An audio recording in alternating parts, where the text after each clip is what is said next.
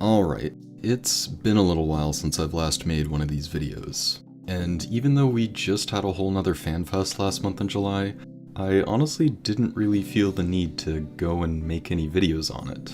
I've been taking kind of a break from Final Fantasy XIV and focusing more on other games on the side. Which means, yeah, I've kind of been playing Deadlock like pretty much everybody else on the internet. While I do still have ideas planned for future Evercold content, the reveals that we got at the Berlin FanFest honestly just weren't quite enough for me to want to go out and make a video on. Obviously we saw the reveal of the new Bastion job, which looks pretty cool, but I'm just not really interested in making a video talking about what it might do until we have a little bit more info to work off of than just a fancy 1 minute long job trailer. Anyways though, after taking a month or so off from the game, me and a couple of friends set off to prog the most recently released Criterion dungeon, and in fact the only one to actually come out this expansion, another Merchant's Tale. Now I am well aware that Criterion dungeons are a pretty niche form of content at this point, but I've still enjoyed them for the most part, having run through almost all of them back in Endwalker. It's been kind of a nice breath of fresh air for me compared to the, almost borderline tedium of organizing and managing a Savage tier for every tier the last two expansions. And honestly, Criterion dungeons take on a pretty different format than the majority of raid content in this game anyways. First and foremost, Criterion dungeons are 4-person content. You only get a single light party compared to the usual 8-person full parties we've come to expect in basically all other forms of raids. And this does have some pretty interesting ramifications. You only have one tank and one healer, so there's no need for any tank swapping at any point, but it also means that all of the healing work needs to be covered by one specific player. And this can pose some very interesting questions. You actually need to make a choice about whether you want to bring a pure healer versus a barrier healer, and there are genuine pros and cons to both. Healing this type of content is pretty refreshing, but also pretty challenging. The other notable major change is the adjustments to party raises. Instead of being able to res freely so long as you're actually playing a job with a raise, each player has one use of variant raise per boss encounter, giving you 4 raises in total. The benefit of this is it puts less pressure on your healer to survive, as anyone in your group is able to raise no matter their role, but the downside of this is that your raises are limited, meaning that at a certain point, you'll run out of chances to recover and will usually just taper out and die. Another pretty notable difference in Criterion dungeons is the way that mechanics are actually designed, because it's a pretty different design style than what we're used to in Savage raids. These encounters are often not designed around 100% melee uptime, and they are more than comfortable with forcing you out of uptime for fairly long periods of time. This can make jobs like Viper particularly valuable. In addition to this though, DPS checks are actually very lenient, and even on a pretty scuffed pull with a big item level discrepancy, you can probably turn it into a clear so long as everyone is capable of actually doing the mechanics right. The benefit of good DPS though is that it can allow you to skip certain mechanics, and there are many bosses in these Criterion dungeons that have a particularly tough mechanic at the very end. Our group played far from perfectly, but I'd say there's been at least one boss per Criterion dungeon where the way we resolved the final mechanic pretty much boiled down to kill it and skip it, or we just die. In addition to their boss mechanics, the older Criterions back in Endwalker actually had some very demanding and interesting ad pulls too, as well as their own Savage difficulty. But both of these have been removed for another Merchant's Tale, and it's probably worth saying at this point that I haven't really dabbled at all with any of the Savage Criterions. We did a little bit of prog on the very first one, and then just decided to move on to one of the other ones instead.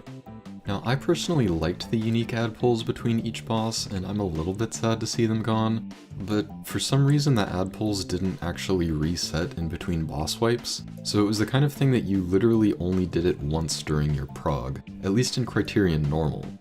As for the Savages, from my experience, the ad pulls were the main difficulty, and the issue with Criterion Savage is that if you wipe, you have to start over from the very beginning of the instance, not from the last boss you were on. Anyways, that's all well and good, and I think they've done a pretty good job in creating a unique raid niche here that differs from what we're used to in Savage and even Ultimate raids. It does feel different raiding with a group of 4 compared to the much larger group of 8 that we're used to. The smaller group also makes it much easier to organize and schedule. And even if I have some gripes with the visual clutter on a lot of these Criterion bosses, I do think the questions they pose for you as a raid group are pretty interesting, honestly, and especially if you're playing a role like a healer, you have to make a lot of concessions that you wouldn't if you had a co-healer to work with. However, all that being said, this content is extremely unpopular, and I wanted to talk about why I think that is, because I think the issue goes a lot deeper than the actual Criterion dungeons themselves. Just straight up, the main reason that Criterion dungeons have been so unpopular is due to the lack of player-perceived, meaningful rewards.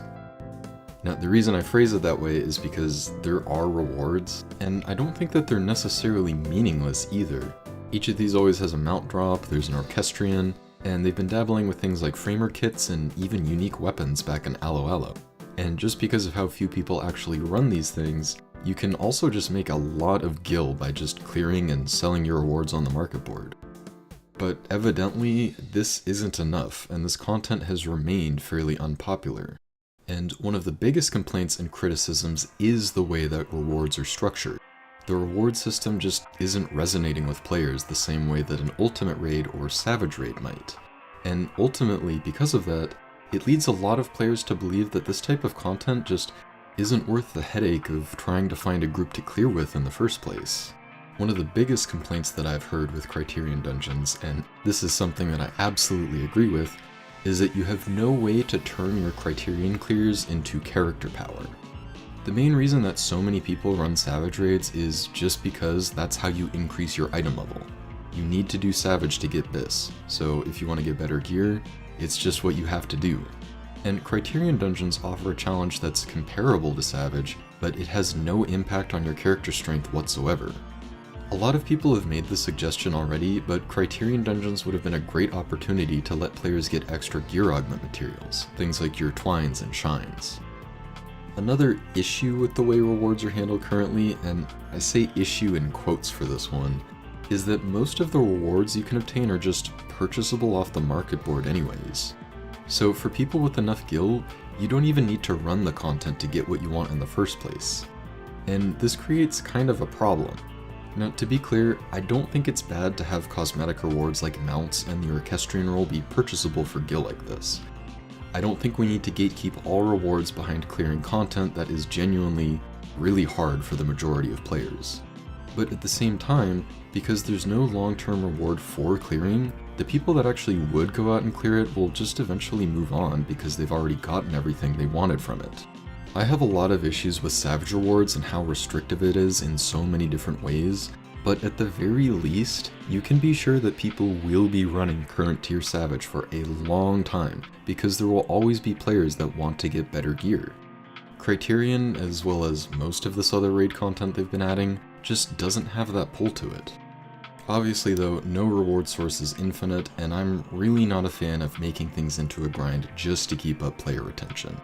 I understand there's a need to keep players running content so that players can actually find groups to join, but there's better ways of doing it than a strict Savage Gear weekly restriction, or even just allowing players to buy nearly everything without having to actually run the content in the first place. There's a nuance to this, and I think they've kind of failed on both regards. Like, seriously, I think if you just kept current Criterion rewards the same, but you also let players get a set of Alliance raid coins for clearing once a week, or just something like that, I think people would be running this content all the time. That way, you'd have a reward for actually completing the content yourself, but people who want the unique rewards specific to the Criterion would still have the chance to just buy them off the market board. But with the current system that's been in place, Final Fantasy XIV has been very hesitant to allow players to have any kind of alternate gearing systems. They've hinted at changes to character progression with Evercold, presumably with changes to Savage Gear as well, so in the future, we can almost certainly expect to see some kind of shift in how players earn rewards for running content. As of now, we can only hope that they get things right, but I am willing to be optimistic on this one, because I can't possibly imagine that they end up somehow creating a reward system that's even more restrictive than what we have right now. And even with the changes to item level syncing coming with Evercold, this signals a big change in how character power will be obtained. And I hope because of that, it'll help open the door to help more players feel motivated to clear more types of content.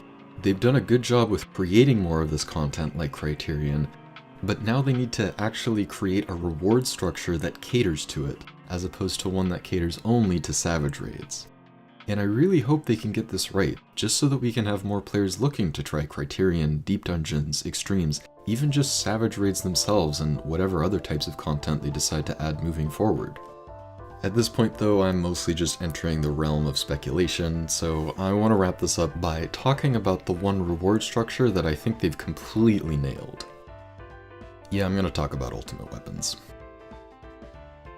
To a lot of us, ultimate weapons are kind of the pinnacle of obtainable rewards in this game, and they certainly have a reputation attached to them. Even to newer players who might not know what an ultimate raid is, these weapons are striking and unmistakable. It's really not an exaggeration to say that for some people, these weapons are their reason for sticking with the game, and over the years the ultimate raiding scene has cultivated a very strong and dedicated player base. The best part about them though, is these weapons are basically just purely cosmetic. They have literally no gear relevance at all, besides technically being best in slot for the ultimates you earn them from, and even then, relic weapons will eventually come out and make them obsolete again. Your sole reason for earning these is straight up just a flex. It's a symbol of achievement, and because of the work and effort that goes into attaining one, it matters a lot more to many of us than most of the other exclusive mounts, titles, or even other weapons currently in the game. They're flashy, they stand out, and simply just having one clearly indicates to players what you've accomplished to gain it. And it's really just as simple as that. It helps that ultimate raids have also just been around long enough that the dev team has been able to consistently add new ultimate raids to the game every single expansion. It's a reward structure that works. Just make something cool enough that's hard enough to obtain, and yeah, of course people are going to want to get it and show off the thing they worked so hard to get. Ultimate raids have long been a staple of Final Fantasy XIV, and they're some of the things that players like myself look forward to the most. Does this mean that ultimate weapons are objectively better rewards than other things in the game? No. Does this mean that ultimate weapons are the hardest, most challenging rewards to unlock in the game? Well, also, no. But they work, and to me, they've proven to be some of the most iconic rewards of pretty much any game I've ever played. Anyways, to try and wrap this thing up, this video's been kind of a jumbled ramble of a handful of different topics.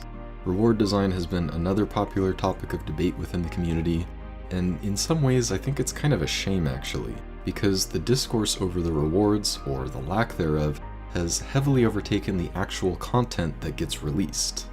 It leads people to believe that a lot of this content is simply just dead on arrival, or not popular enough to actively look for any groups for. And I think that's kind of a shame. Speaking for myself, Criterion has given me a chance to experiment and prog on a role I don't normally play, in a much different environment than I'm used to in Savage and Ultimates. It's given me a chance to play healer by myself, without any coordination from a co-healer, simply just praying for the rest of my team to hit their handful of mitigation skills at the times I ask them to. It's different, and I've learned a lot about playing a new role. And I also think there's a lot of merit to just enjoying content just for the sake of the content itself, but it's hard to convince people to try something new like this just out of the hope that they'll find some enjoyment in it. This is why reward structure is important, as when it's done poorly, it can cause what is otherwise good content to feel meaningless. Players can have many reasons for wanting to run an instance or certain piece of content, but it's the game's job to help provide that to the player and cultivate a community that makes it easy to. And that is one of the things that current Final Fantasy XIV struggles with the most. So, here's hoping they make some positive changes with Evercold. As I said before though, I'm choosing to remain optimistic on this portion at least, simply because I don't think it's possible for them to go out of their way and make a more restrictive reward system than what we already have. So yeah, I'm gonna more or less just wrap up my thoughts there for now. It's been a couple months since I've actually released a video like this, and honestly this video script was pretty spur of the moment and a little less refined than most of my other ones. but I think that's okay. I've mostly just been playing other games and working on other projects during this time, and I just don't really want to push myself to try and make videos that I'm not really interested in. Once we have some more information after the Tokyo Fan Fest in October, and hopefully some more detailed info on the Evolve jobs, I'll probably have a lot more to say again. And of course, going into Evercold release, there's going to be a lot of stuff to go over there. Also, if you're somebody who's at all interested in the music work I do, you might be pleased to know that I've been working on a lot of different tracks, and I'll probably post some of those up on this channel again once I get to a point where I'm a bit more satisfied with them. So stay tuned for that, I guess. Anyways, thanks for watching, and I'll see you next time.